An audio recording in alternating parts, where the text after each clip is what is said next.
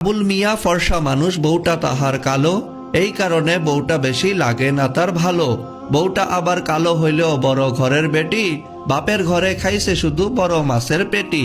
ভালো খেয়ে বড় হওয়া এই বেচারির মুখে স্বামীর ঘরের ভর্তাবাজি পান্তা কি আর রুচে।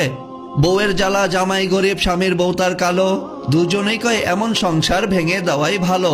দুজনেই ভুল্লা তাদের দুই মানিকের কথা, সোনার সংসার ভেঙে দিল এ দুই পিতা মাতা। নিজের ভুলে পথ হারিয়ে পথ ভুলা এই নারী, নিজেই নিজের ঘর ভাঙিয়া গেল বাপের বাড়ি। ভেবেছিল ভাইয়েরা তার আগের মতোই আছে, আগের মতোই বাসবে ভালো, টানবে বুকের কাছে। বাপের বাড়ি গিয়ে দেখে ভাবনাটা তার ভুল, ভাই ভাবিদের হাতে এখন বিষ কাটা আর হুল।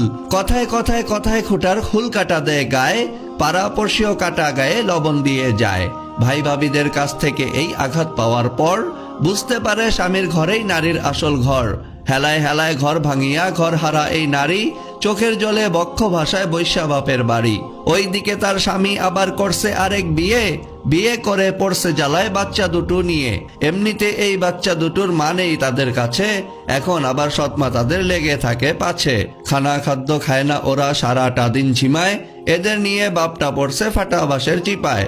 চিপায় পইরা বাপটা কান্দে বাচ্চা বাপের দোষে, মাটা কান্দে ঘর হারাইয়া ভাইয়ের ঘরে বসে।